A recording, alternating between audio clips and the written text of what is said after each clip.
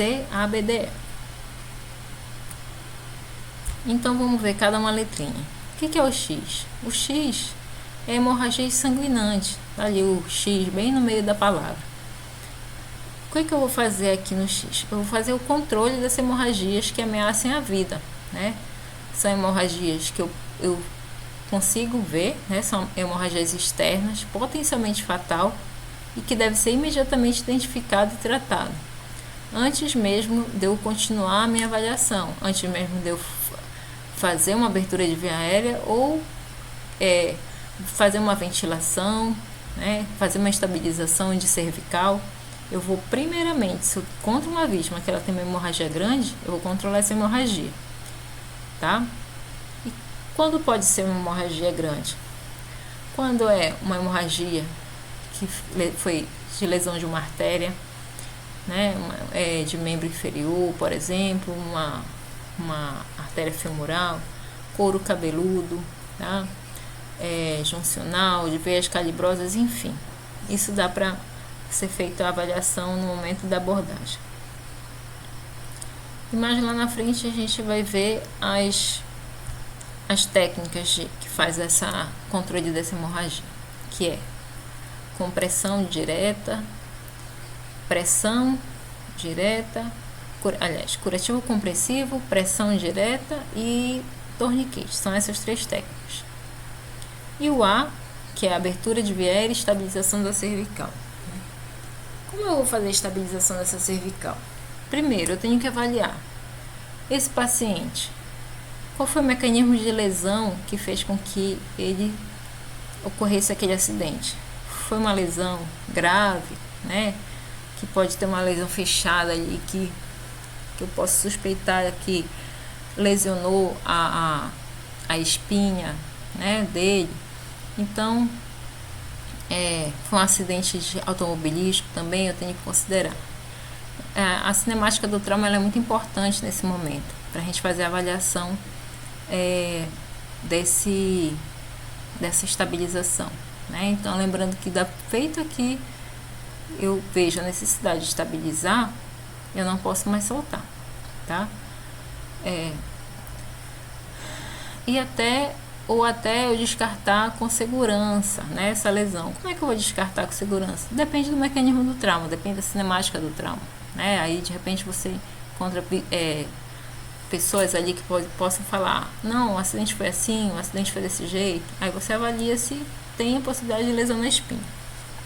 Então como é que eu vou fazer? Estabiliza a coluna primeiro manualmente, tá? Manualmente, né? Abordei a vítima, já toquei nessa vítima, já estabiliza essa cervical.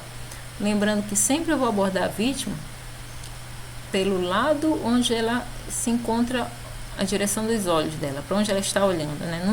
Nunca ao contrário, para fazer o quê? No momento que eu falar com ela, ela não virar essa cabeça, tá? É sempre pela frente da vítima, pro lado onde ela está olhando, né? Eu só vou colocar esse colar cervical na vítima após o quê? Eu verificar que aquela área de onde vai colocar o colar cervical não tem nenhuma lesão, né?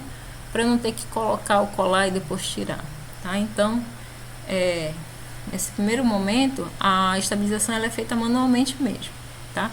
Tem pacientes, tem vítimas que às vezes nem precisa fazer estabilização. Por exemplo, uma pessoa que teve um corte no membro inferior, um baleamento, enfim, que você vê que não tem risco nenhum de ter lesão na cervical, não tem por que estar colocando colar cervical nessa vítima. Ou então, de repente, é uma vítima que está ali consciente e você pede para ela simplesmente ficar tranquila, quieta, e ela fica, né? Não tem por que estar colocando, até porque às vezes as pessoas não aceitam colar e até o colar provoca uma certa inquietação nessa vítima. Bom, e como é que eu vou fazer a liberação da via aérea? Primeiro, para que a gente vai fazer a liberação de via aérea? Normalmente, senhores, a gente faz essa liberação de via aérea para liberar a passagem do ar. Aqui nessa figura a gente observa o quê? Uma pessoa inconsciente, né, deitada, onde a base da língua, ali está mostrando bem no desenho, a base da língua, ela está obstruindo a passagem do ar né, para a traqueia. Então, o que a gente observa? Que em pessoas inconscientes, esse relaxamento muscular faz com que obstrua essa passagem. Ou então, às vezes, é por acúmulo de secreções, né? Então, a gente tem duas manobras que vão fazer com que libere essa passagem, tá? Para manter essa via aérea pérvia, como a gente fala, né? Pérvia é para fazer o quê? Deixar a passagem de ar livre, tá? Aí nós temos as formas manuais, né? Que são duas formas, e a simples, que é com o uso de um dispositivo. Os métodos manuais são tração de mandíbula, né? Ou jaw thrust, como a gente chama. Essa tração de mandíbula é onde a gente vai fazer com vítimas que tenham suspeita de lesão na coluna cervical. Você só vai fazer em pessoas que tenham suspeita de lesão, né? Que isso? Vítimas que tenham sofrido queda, acidente de trânsito, né, automobilístico. Então, normalmente essas pessoas a gente tem suspeita de lesão, então essa é a manobra mais indicada, tá? Onde você só vai mexer, né, com os seus dedos ali, ó, como está mostrando na figura, no osso, na mandíbula mesmo, tá? Então a gente tem que ter muito cuidado com essa técnica, né? Porque a gente tem que pegar somente onde está o osso, né? Ter o cuidado para não pegar a parte de baixo do queixo e acabar engasgando a vítima, tá? Então, quando tem suspeita de lesão, a técnica utilizada é a tração de mandíbula. E para aquelas vítimas onde não há suspeita de lesão cervical, já pode ser o quê? Elevação de queixo, onde já há uma movimentação maior na cabeça dessa vítima, onde já vai dar uma certa movimentação na cervical. Essa manobra também é chamada de chin lift.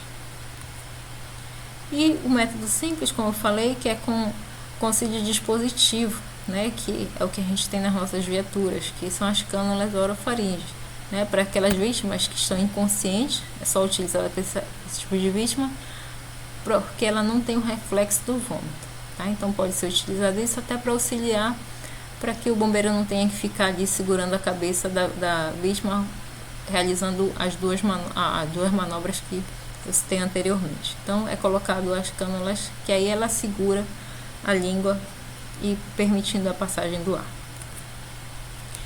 E o B, né, lembrando que a gente está falando de a sequência, né, do XABCDE, e essa sequência é a mesma válida para quando a vítima é inconsciente, que começa pelo C, CABDE, é a mesma orientação. No B, a gente vai verificar o quê? Se a vítima respira, né? E como é que a gente vai verificar isso? Pela movimentação do tórax da vítima, né? A gente pode verificar se o tórax se eleva, se a gente ouve barulho, então sente o ar saindo pelo nariz e pela boca, tá? Então, se o paciente não respira, a gente vai ter que fazer o quê? Realizar ventilações, né? Como a gente faz isso? Com o dispositivo bolsa válvula máscara, né? Que é o respirador manual. Ou então com auxílio de máscara pocket para realizar a respiração boca, que antigamente era boca a boca, mas agora com uso de máscara, então boca a máscara, né? E assim a gente fornece ou de forma artificial ou com o oxigênio mesmo suplementar. A ideia é o quê? Fornecer oxigênio aos pulmões para que o paciente possa continuar o seu processo aeróbico, né? Porque a gente precisa de oxigênio, então é interessante que a gente forneça oxigênio para aquele paciente que não está respirando. Que a tendência do paciente que não está respirando é ele parar, né? Vai parar o cérebro, parar o coração. Então, se o paciente não apresenta movimento, né? Você aproxima ali, coloca a mão em cima do peito, não sente a movimentação, aproxima do nariz, da boca, não sente nem entrada e saída, tem que oferecer oxigênio para o paciente, seja o suplementar ou através do respirador manual ou com a máscara. Aí aqui, O que eu vou avaliar? A frequência, quantos movimentos por minuto esse paciente está fazendo, né? Lembrando que um adulto faz de 12 a 20 respirações por minuto, né? Um paciente, um adulto em sadio. O caráter, se ela está superficial ou profundo, né? O profundo seria aquele paciente tipo um asmático que faz uma respiração muito funda. E o superficial normalmente é aquele que está respirando muito rápido. E o ritmo, se está regular, se está irregular, se está rápido demais, se está lento demais, né? Aí nós temos as categorias. O apneico é aquele paciente que não respira, né? Isso inclui respirações agonizantes ocasionais, as quais não resultam em troca de ar efetiva, o GASP. O GASP a gente vai observar que é como se fosse uma tentativa de respiração, mas na verdade a pessoa não está respirando, tá? Ela não existe troca ali. E quando a gente observa que tem uma vítima que está em GASP, já é indicativo de que ele está em parada cardiorrespiratória, então já é indicativo de fazer RCP, reanimação cardiopulmonar. Categoria lenta, quando tiver a frequência abaixo de 10 ventilações por minuto, né? Já diz que está em bradipneia. Como eu falei, o normal, está dizendo aqui, ó, normal, 12 a 20 respirações por minuto. E se tiver respiração rápida, né, entre 20 e 30, né, ela já vai estar superficial, como eu falei. Isso aqui a gente observa muito em paciente que está em estado de choque, tá? Aí aqui, aquela imagem que dá pra gente analisar a respiração da vítima, ó, colocando a mão no tórax, observando os movimentos de subida e descida do tórax, aproxima ali o ouvido e sente a saída e a entrada do ar. Aí aqui os dispositivos, bolsa, válvula, máscara, que é o nosso respirador manual, e a máscara pocket, que possibilita o socorrista fazer a respiração boca-máscara, tá? E se a minha vítima não respira, como é que eu posso fazer? Eu vou realizar as ventilações. Eu vou realizar uma ventilação a cada 5 ou 6 segundos. Por que isso? É pouco? Não, não é pouco, porque lembra que um adulto respira de 12 a 20 só por segundo, então não tem por que estar apertando ali a bolsa do meu respirador, nem está soprando muito para essa vítima, tá? Cada ventilação, tanto ali apertando o respirador manual quanto na máscara pocket, ela deve durar 1 segundo, tá? Então, se a vítima está em parada respiratória, somente respiratória, ela ainda está em compulso, somente ela não está respirando, eu vou fazer uma ventilação a cada de 5 a 6 segundos,